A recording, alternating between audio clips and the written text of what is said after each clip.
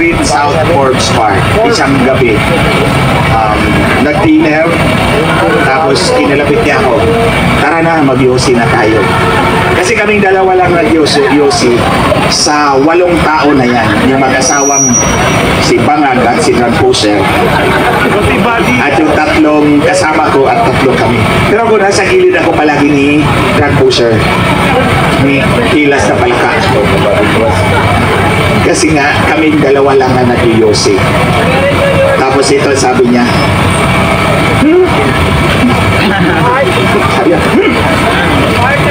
pag ayaw sumunod yung bungit sa akin, ayaw kong paiyot sa kanya. Bangag talaga. Lisa.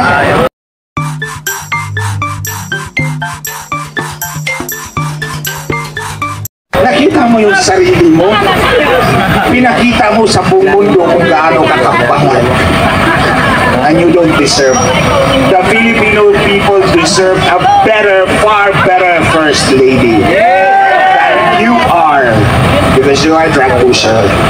Pangat ka na, wala kang naman utak mo, idiot. You see, mga kababayan, hinahamon ko itong 2 mag-asawa. Dahil sabi ni Pangag Marcos Jr., pinapalagan niya yung sinabi ni Inday Sara. Bakit kayo, hindi kayong umalag sa akin? 14 months na yung affidavit ko nakatiwangwang sa Facebook account ko. Kung saan dinitali ko yung sinabi ni Lisa Marcos na magmi-meeting sila at ang may-ari ng Smartmatic. Yung pala, mamagikin nila yung boto ni Marcos. Tulad na ng sinabi ko, ang boto ni Marcos hindi lumagpas ng 24 million. Si Inday Sara, 32. Totoo yan. Pero magmumukha siyang kulilat kung 24 lang siya. So dinagdagan nila para umangat, naging 31.8 million. Dumikit kay Inday Sara, di ba? Pero kung magdadagdag ka, magbabawas ka sa ibang kandidato. Kasi hindi pwedeng magdagdag kasi may total number of registered voter. Ito yung limit eh. Kung magdagdag ka ng magdagdag, lalagpas ka eh, mahuhuli ka. So ang ginawa, kawatan talaga ito si Marcos. Kumuha ka doon sa ibang kandidato para idagdag doon sa boto mo. Malamang si Lini Robredo din ang dinaya niya. So, nakabawi na siya. At ito, mga kababayan, and I address this to the military. Sabi ninyo, o sabi ng boss ninyo, the military remains loyal to the Constitution. So ito ngayon ang aking hamon sa inyo. Patunayan nyo na ang loyalty ninyo ay sa Konstitusyon mismo. Ano bang nakasad sa Konstitusyon? Ang Konstitusyon ay para sa kapakanan at sa interes ng taong bayan. Ang isang mandaraya ng boto ay namimiki ng kanyang mandato. Wala yan sa Konstitusyon. Labag yan sa Konstitusyon. So ngayon, sino ang pinoprotektahan ninyo? Hindi ang Konstitusyon, kundi si Marcos. Kaya nga, ang sabi ko sa military, sa inyo, manawagan na kayong bumaba si Marcos sa pwesto. Because Marcos is an anathema to the Constitution of the Republic of the Philippines. Tinadaya niya yung eleksyon, minamanipula ang Korte Suprema. Ito, hindi ito chismis ha, hindi ito marites. Hindi ito teorya, hindi ito opinion, personal kong karanasan to. Kasi ako ang inatasan ni Lisa Marcos. Oh, kaya na hindi makapalag-palag yung 2 drug addict eh. Kaya nahamon ko ulit itong drug addict na si Marcos Jr. at itong drug pusher na si Lisa Marcos na Hilas na Palaka. Umalag kayo sa akin. Pinalagan nyo si Inday Sara, umalag na kayo sa akin, tingnan natin. Harapin nyo ako. O, sige. Magharapan nga tayo, Marcos Jr., Lisa Marcos at ako sa harap ng taong bayan. Sige nga. Hamon ko yan sa inyo ngayon. Hinahamon ko yung impostor na presidente ko noon ng Pilipinas at yung asawa niyang drug pusher. Sige, magharapan tayo sa harap ng taong bayan at pag-usapan natin yung pagmanipula sa Korte Suprema na ang cohort mo ay si executive slave. Matawag ko sa kanya executive slave. Yun yung kanyang conspirator sa pagmanipula sa Korte Suprema. Sige, tingnan natin. Itong ginagawa nila kay Inday Sara is plain and simple oppression. Hindi, kung kaya nilang gawin yan kay Inday Sara, kaya nilang gawin yan sa inyong lahat. Sa ating lahat. Pero lang ako, kasi lumalaban talaga ako. Hindi ako magpapatalo sa dalawang drug addict. I'm better.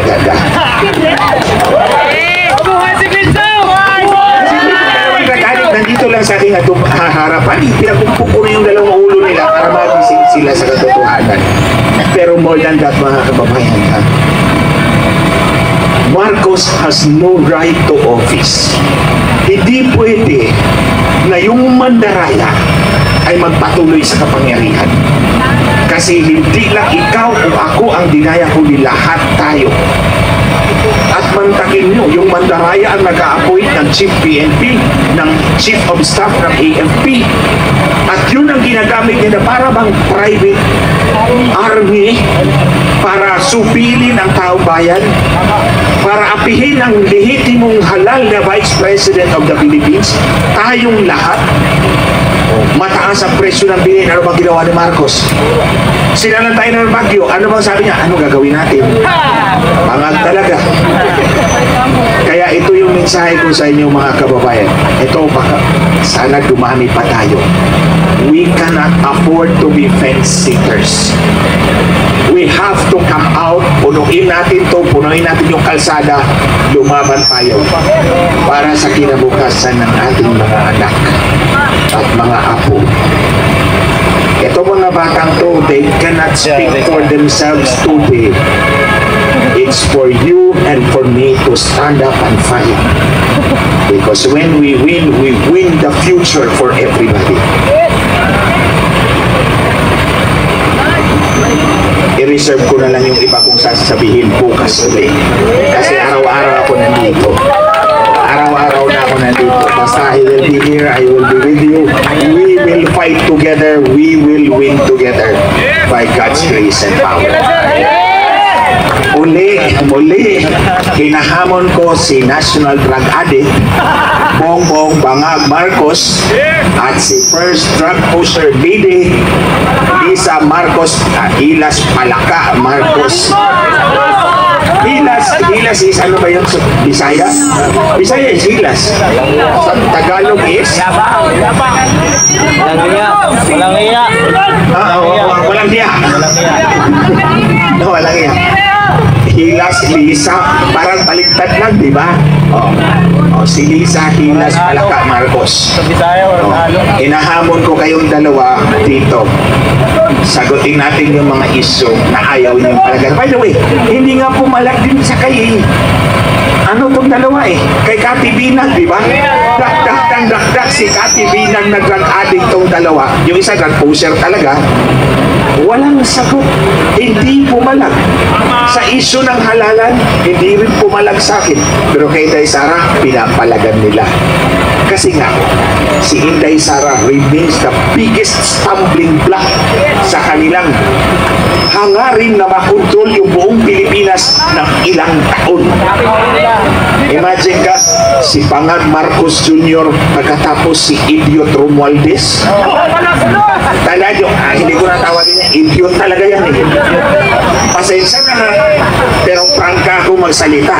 Bakit ko sinabing idiot? Ito lahat sila, itong tatlo, si Bangag, si Hilas na Palaka, at si Idiot, nakatrabaho ko to sila lahat Ito mag-asawang Marcos, 6 na taon. Si Idiot Romualdez, 3 taon. Pareho kaming congressman at that time.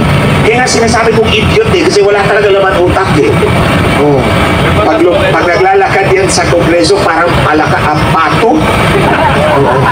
So kaya idiot, the idiotic duck. So anyway, si Bangag, si Idiot, and din yung anak nila. 18 taon mamamayagpag si Lisa Marcos. Aapihin tayong lahat. Wala silang pakialam sa atin. Basta hawak nila ang kapangyarihan, nanakawin ang pera natin. Papayag pa kayo. Kung hindi tayo papayag, sabihin natin sa mga mahal natin sa buhay, pumunta kayo lahat dito para dumami tayo ng gusto. Para dumami tayo ng muli bukas magkita-kita muli tayo. May marami pang speakers yan na gusto magsalita. Nga pala, I was expecting na may magbibigay sa akin ng 500. O pagbaba ko ng sasakyan ko, akala ko, ikaw ang hinanap ko kagad eh. Kasi akala ko may 500 mong ibibigay kasi gusto kong kunin yung 500 kasi isampal ko sa mukha ni Marvel. Gusto ko sampalin si Barbie. Anyway,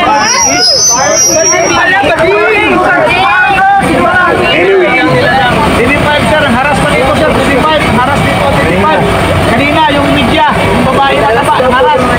hinaras? Oo, dito. Sino ang nagharas sir? Dito. Hinaras dito ang mga tao. Pumunta doon sa admin daw. Nagreklamo niya, hindi kumain ng arne, hindi kumain ng arne. Nagalitan niyang gwardiya dito. Ayaw sa TV5? Oo. Anong karapatan meron siya? Kaya sana ko, talaga ko TV5, yung babae mataba pumunta dito. Mabalikin ko bukas. Oo. Tsaka huwag tayong magpa-intimidate sa kapulisan, ha? Huwag tayong magpa-intimidate sa kapulisan kung gagamitin nila yung kanilang kapangyarihan. Meron tayong karapatan na lumaban kung tayo aapihin. Konstitusyonal yan. Tayo nasa konstitusyon. Si Marcos nandun sa kabilang side. Illegal and konstitusyonal. So huwag kayong matakot sa mga pulis kung tatakutin tayo. Sabihin nyo, nasa nga ba yung portalit natin? Hindi nila pinahintulutan, di ba? Ito yung simbahan, di ba? Si Father Jerome Siciliano, ang rector. Sige, kung kaya ko bukas kausapin ko si Father Jerome. Kilala niya ako eh. In-interview ako nito ni Father Jerome dati sa Smartmatic, sa Radyo Veritas. So, subukan natin. So, ang portalit nandiyan pa. Order na lang, sige. Subukan natin kung kaya natin ito. Mukhang takot ito kay yung may-ari nito, takot ito sa mga bangag. Eh tayo hindi naman tayo matatakot sa bangag eh. Kasi hindi tayo bangag, di ba? Ulitin ko, pag ayaw ni Bogit sumunod sa akin, ayaw kong paiyot sa kanya. My goodness, hindi si Marcos ang nakaupo as president. Ang asawa niyang ayaw magpaiyot, pati hindi siya sumunod. Di ba? With more reason, tanggalin talaga natin tong incompetent na bangag. O, di ba? That's another reason, mga kababayan. So, bukas na ulit, ibang storya na naman bukas. Pero yung ulit-ulitin ko pa naman. Maraming salamat sa inyong lahat. Maraming salamat for standing up for our country, for our future.